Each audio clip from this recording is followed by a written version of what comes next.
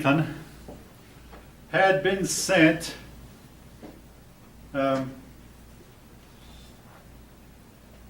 Franklin had been sent to to be our ambassador, the colonial ambassador to King George.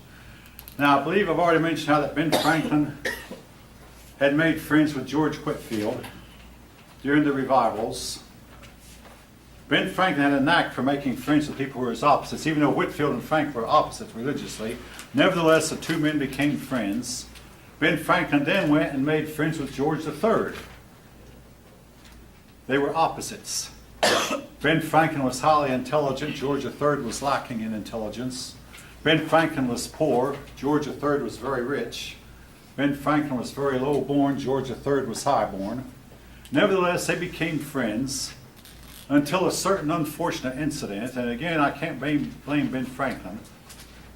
The governor of Rhode Island, who was still a colonial governor, the little colony of Rhode Island had not been taken over by the English, the governor of Rhode Island, well, he didn't send a letter, but a British officer sent a letter to the King of England that said the governor of Rhode Island was an imbecile.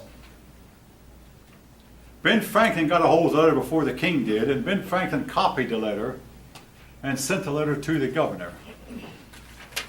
Well, when it was found out some months later that the governor had somehow gotten a hold of a letter that he was not meant to see, they inquired around, now which one of us sent a copy of that letter to the governor?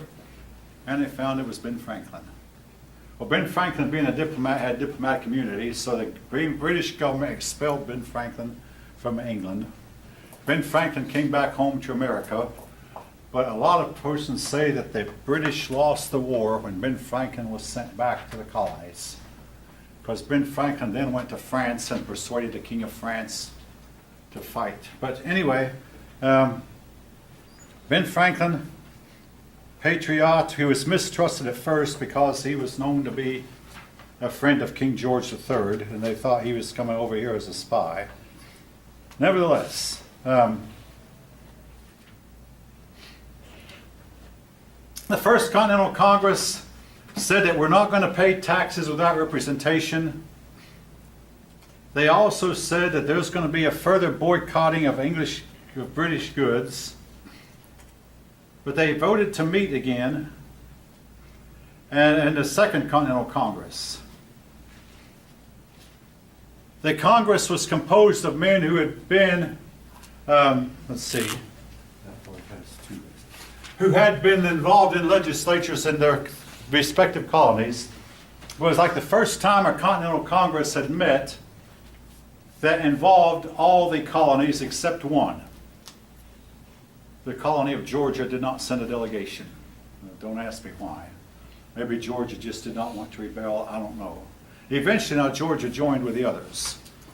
But Georgia did not send a delegation to the Congress. But it was the first time a delegation of representatives had met on American soil to discuss problems that involved the Americans.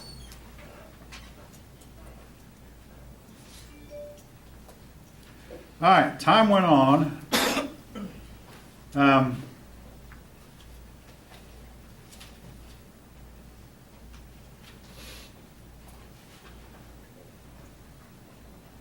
Now, in the meantime, the British replaced Governor Hutchinson with Thomas Gage. I really don't know what happened to Governor Hutchinson after that, but basically what the British government did was they sent a general from England. General Gage was an Englishman.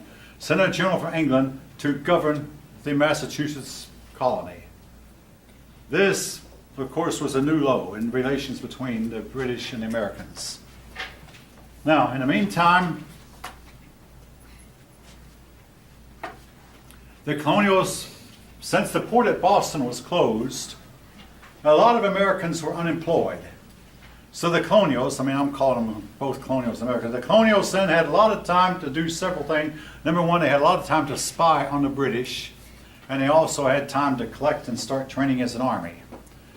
Well, the British General Gage got the word that a bunch of munitions and guns and weapons were being stored at Concord,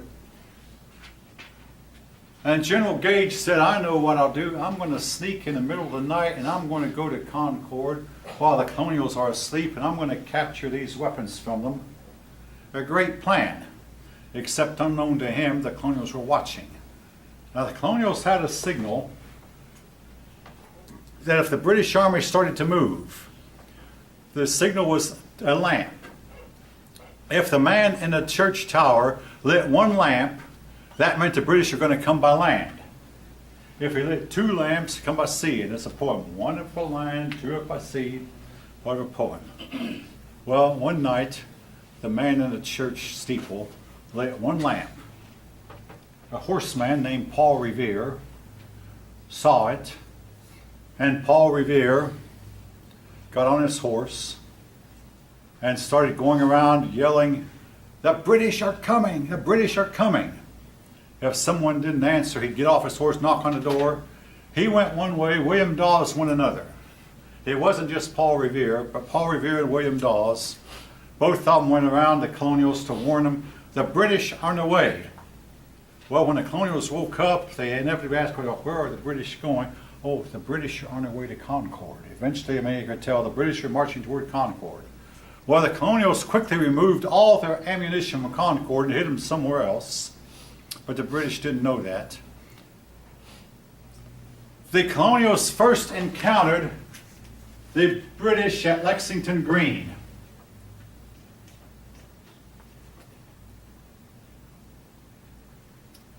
Well, now here's one of the biggest mysteries. I mean, the Green, you know, is an area of flat grassland, surrounded with houses on each side. The British marched into Lexington Green, and right here at the end of the Green stood a colonial militia waiting for them. The British officer in charge, Major Pitcairn by name, went up and said to the Colonials, "Disperse, ye rebels."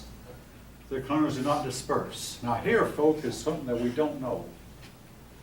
What we do know, both sides heard it, a shot was fired. Who fired it? That's one of the biggest mysteries in American history. I read a whole book about that one time. Sworn testimony by men on the scene, by men who were near the scene. The men who were on the scene, some of the Britishers said the Americans fired the first shot. Some of the Britishers said the British did. Some of the Americans said the Americans fired the first shot, and some of the Americans said the British did. When I was in the 8th grade, one of my classmates wrote a letter and said he went hunting one night and stayed out and he didn't catch anything. And then at the last minute, he jumped a rabbit, so he fired at a rabbit, got the rabbit, and then learned later that his shot was called a shot heard round the world. A shot was fired, a shot heard round the world. Supposedly, that was an exaggeration, of course. But anyway, somebody fired a shot. When the shot was fired, the British Army opened fire. 7 Colonials were killed. The rest of the Colonials quickly dispersed. The British Army marched on to Concord, but there they started being harassed by sniper fire. The British got to Concord and found absolutely nothing. So they marched back to Boston to report that there was nothing found, but in the meantime, by this time the Colonials had come out in force, and the British soldiers tried to march in formation. They started off marching, then they got to trotting, then they got to running at full speed as they were mowed down one at a time by sniper fire. Fire from every rock, every tree, every home, everything that where a man could hide, every ditch. The British were firing. It was nighttime. They couldn't see, and the British were wearing bright red coats that made easy targets that were easy to hit. Today, I mean, I've often wondered in a war, all uniforms are alike. One of you is wearing a camouflage coat. Every soldier in the army, in every army, is now wearing the same uniform. How could you tell a friend from a foe? I wondered about that. But anyway, the British are wearing bright red coats. They got the name Redcoats. They were mowed down. And, well,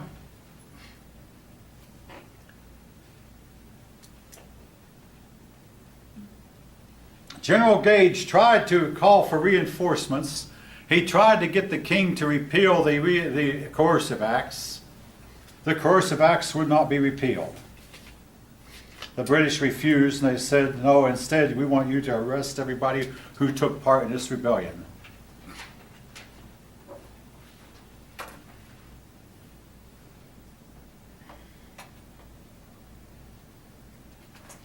Well, in the meantime, the First Continental Congress had appointed George Washington to be the general.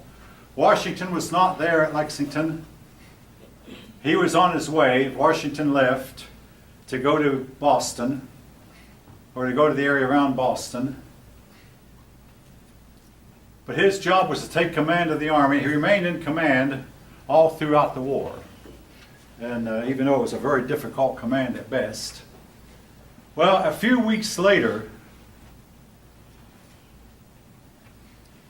the British decided that they were going to dislodge the colonials from the top of Boston. Now, if you know anything about Boston, Boston is surrounded. Boston is in a pit, like next to the ocean, surrounded by tall mountains, tall hills. One of the hills was called Bunker Hill, the other one Breed's Hill. The battle that followed is called the Battle of Bunker Hill, even though the battle actually occurred at Breed's Hill.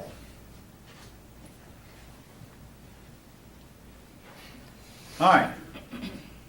Anyway, the British were going to dislodge the colonials from the top of the hill, so they started marching up Breed's Hill. The colonials received the order, don't fire till you can see the whites of their eyes. A couple of friends were watching, one of them pro-British and pro-colonial, and both of them asked each other, wondering, well, will these men fight? Now, if you don't know, in case you don't know, fighting a war is one of the most difficult things you can ask a man to do in life. Nobody knows what he'd do. I was in the army for 6 years, and I never had, but in my dreams I'd fight. And only in my dreams. In reality, we only play war games. Would the colonials stand up to the trained British army? Well, they did. The British army marched up the hill, the colonials shot at them and drove them back down. The British got down the bottom, they regrouped, and they started marching up the hill again. The colonials drove them down again, second time. But by this time, the colonials were out of ammunition. The British marched up the hill the third time, and being out of ammunition, the colonials were forced to turn and run, and the British got to the top of the hill. The battle was a victory for the British. It was the first engagement in the daytime between the two sides. Both sides, though, rejoiced in the victory. The colonials said, we know now we'll stand and we'll fight. Our people will have, they do have the will to fight, they have the courage. All they need is ammunition. All they need is a few more men. The British, of course, they had reason to celebrate because after all, they had driven the colonials off the hill. They had won, but have we? What was the colonials to do? Well, when George Washington arrived a short time later, he found that his army had no ammunition, and his job was to try to get these men to fight. And he first had to get them some ammunition, but that's a subject for a later time and a later chapter. Now, if you'll bear with me a second.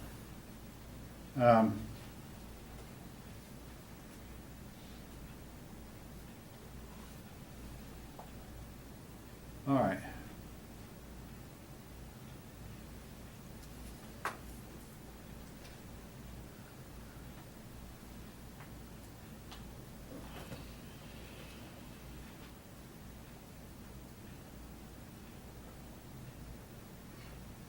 Now,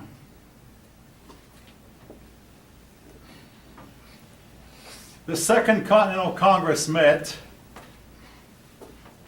and folk, I'm not going to ask for a show of hands, but even though this question will inevitably be on the test for some of you, I'm amazed at how many college students do not know who wrote the Declaration of Independence. I'm not going to ask for a show of hands. If you know, don't bother to, I'll tell you. It was Thomas Jefferson, who later became President of the United States, third president. Thomas Jefferson, and if you read the Declaration of Independence in the back of the book, Don't do your writing this way. Over and over again it says, he has, he has, he has, he has. Begins every sentence. Every paragraph is a one-sentence paragraph. And every paragraph or every sentence begins with the word he has. He has this. The he refers to King George III. Somehow or another, the colonials did not blame Parliament. They blamed their king. And on the other side of the Atlantic, the British people blamed their king also. But he has, he has, he has, over and over again. And a lot of the grievances, folks, the number one grievance might not have been taxation at all, but might have been the demand that the colonials would have to stop using paper money. All right. I'm going to spend the rest of the time, I've got about 30 minutes left, I'm going to spend the rest of the time somewhat in a state of review. All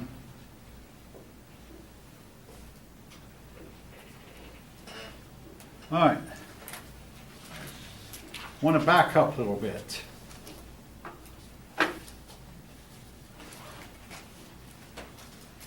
Pennsylvania's number one industry during the colonial period was wheat, or in other words, flour. Wheat, Pennsylvania's number one industry. They grew a lot of wheat. Now, I had in the first class, I had a young man who was from Pennsylvania, and he said this is still true. They grow a whole lot of wheat. They also grow a whole lot of cattle, dairy cattle, wheat. Pennsylvania, known for its flour. A lot of settlers who settled in Pennsylvania. All right, now this is a personal note for me because from the time I was 2 to the time I was 11, I lived in Pennsylvania. The Pennsylvania Dutch. The Pennsylvania Dutch were not Dutch. They were people, they were Germans who moved into Pennsylvania from what is today Germany. Now, I want to explain. Until 1870, there was no Germany. Germany was a geographical term. Now, I was teaching one time and I mentioned Arabia, and someone said there is no country called Arabia. That is true, but Arabia is a geographical term. There is no Scandinavia either. There is no country called Scandinavia. Scandinavia is a geographical term. So when I say Germany, at this time period, Germany was a geographical term. Today it's a nation, but in those days it consisted of about 100 different duchies and principalities. But it was a geographical term. But anyway, the Pennsylvania Dutch were from Germany. They came over and settled a lot in Pennsylvania. Along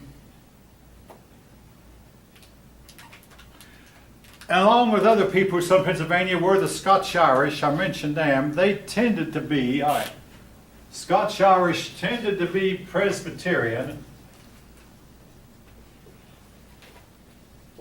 They followed John Calvin. They believed in predestination. The Presbyterians still exist, by the way. They still follow John Calvin, and they believe in... Now, I've mentioned that I was a Pennsylvanian. My grandfather was a Scotsman. He was Presbyterian. My great-grandfather was Presbyterian. My father grew up Presbyterian, but then he changed. My one brother has joined a Presbyterian church. He'll never be a deacon in that church because he told him he does not believe in predestination. They let him join, but they won't let him hold a church office. Anyway, that's personal stuff. Right. But yeah, this still, hey, each church has a right to do that, folk. That's not the government, understand. But each individual church can decide who will be its officers and who won't. Each individual church can still decide who it'll let in, and in turn, the members can decide whether they're going to join or not. Anyway, one reason why the people came to the colonies was land was abundant and land was cheap. Now this was not as true in New England as it wasn't. If you look at the map, New England, particularly Massachusetts, if you leave out Maine, which is pretty far north, but you look at Massachusetts, Rhode Island, and Connecticut, they're small compared to New York, Pennsylvania, Virginia, North and South Carolina.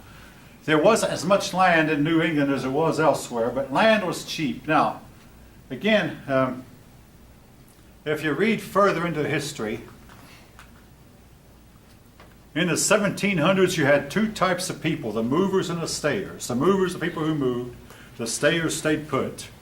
But then the movers would bump into the Appalachian Mountains, and the mountains were so steep you had to stop. And folk, if you go into Kentucky and look at those mountains, some of the cliffs there go straight down and straight up, and it's impossible to get a wagon. Of course, today we have our bridges. We can build bridges from one hill to another. We can fill in the low places and bulldoze the high places down. But in those days, they couldn't do that. So the stayers were stopped by the Appalachian Mountains until men like Daniel Boone discovered a trail leading across them. All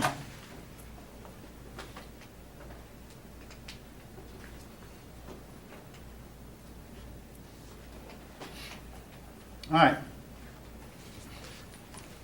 In South Carolina, and this was a problem South Carolina had, Mississippi was to have later, and South Carolina might still have, the population of slaves outnumbered the population of whites. And if this keep this in mind, this might explain later why South Carolina was so concerned that slavery would be outlawed. They said if slavery is outlawed, it's like all of us whites are going to have to pull up stakes and leave. That didn't exactly happen, but South Carolina, if you don't know, was the first state to leave the Union when the war over slavery broke out, the Civil War.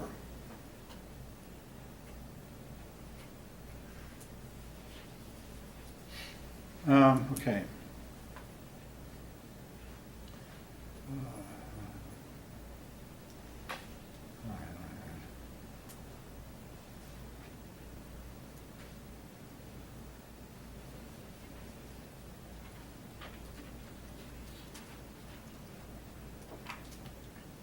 There was a very rapid population growth among the colonials, very rapid.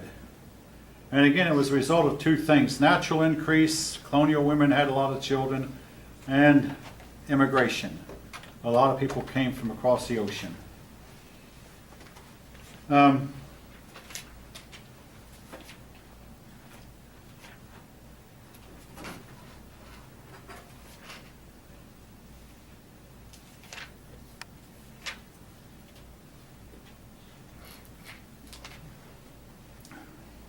Oh yeah, your Pennsylvania Dutch were mostly Protestant. Again, thanks in large part to Martin Luther. Scotsmen were mostly Presbyterian.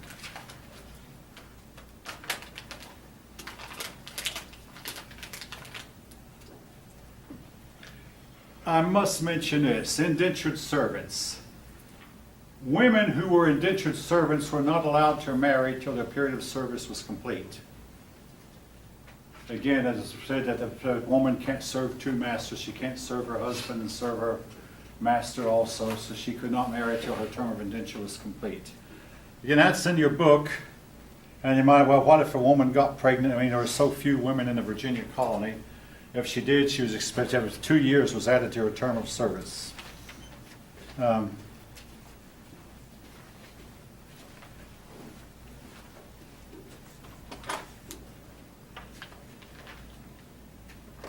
Benjamin Franklin has accumulated a lot of wealth, not by farming or by industry, but by writing. Benjamin Franklin wrote Poor Richard's Almanac,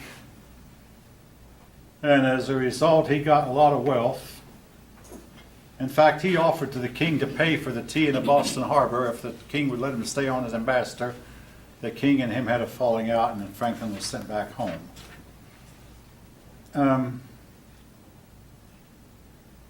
Ben Franklin's life is interesting. I mean, he not only was an ambassador, he invented the Franklin stove. Now, if any of you know anything about heating a home, a fireplace is about the worst way you can heat because 50% of the heat goes up the chimney.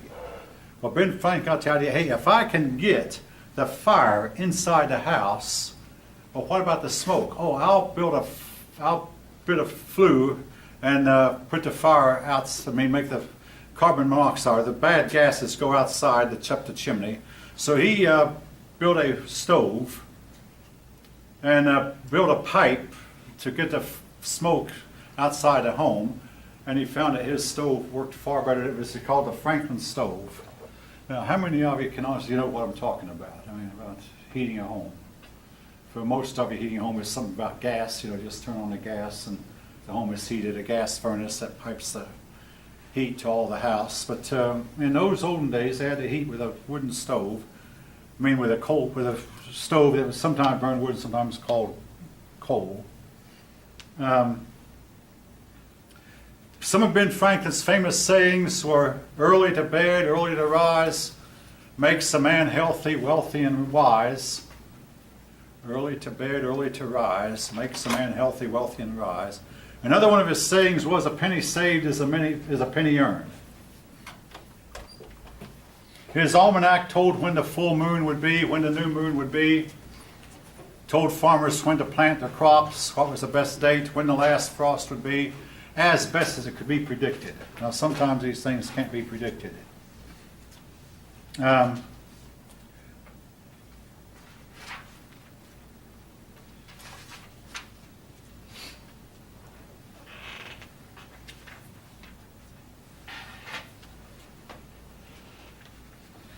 In the colonial America, New Englanders did not very often use slaves. Now, I mentioned how the slave girl was responsible for starting the Salem witchcraft scare. There were not very many slaves in New England because New Englanders preferred not to work that way. And the same thing was true of the middle colonies. Slavery, though, was legal in all 13 colonies at the time we fought the War for Independence. Slavery was also legal in all 13 states we got independent, but in the northern colonies they slowly and gradually eliminated it. Sometimes they say a slave can only serve 10 years and after that they're free. Sometimes it was 15 years. And northern people eventually turned against it. Southern people felt like it was a necessity. They had inherited it and they could not turn it loose, and eventually this difference was to lead to a war. The southern part of the United States became a slave society.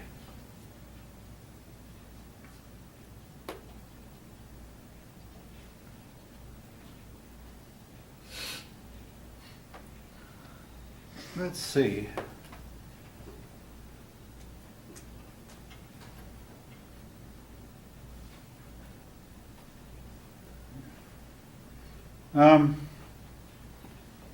Oh yes, the reason the Germans came over, things were bad in Germany at this time. But also something else I must mention, your book does. Some of the Germans who came over were the Mennonites, Amish, and Moravians. In this morning's class, a lot of people acted like they'd heard of these groups. These were extremely religious people who lived in communes. As for instance, the Amish, there are a lot of Amish living here now. You don't become an Amish. To be an Amish, you have to be born into it. They don't recruit members. They don't proselytize, but you're born into it. The Amish to this day, most of them will not drive cars. And the ones of them who allow cars, they must be black. Only allow black cars because they don't like bright colors. The Amish will not have electricity in their homes. They do not have phones or cell phones. They generally try to live primitively. They do have, I've heard one interesting little characteristic about them. They allow their young people, in other words, young people, persons in their teens, late teens or 20, to go their own way, reasoning that after they've gone out and sowed their wild oats a while, they'll eventually come back into the fold. In a lot of cases, folks, this is true. Young people will rebel against their ways of their parents. Just ask them. Every teenager knows more than his or her parents. And they'll tell you so. And eventually they come back to the fold. And a woman or a young girl will grow up disliking her mother, and then in her old age she'll become just like her mother. But some of you might not like to hear that. But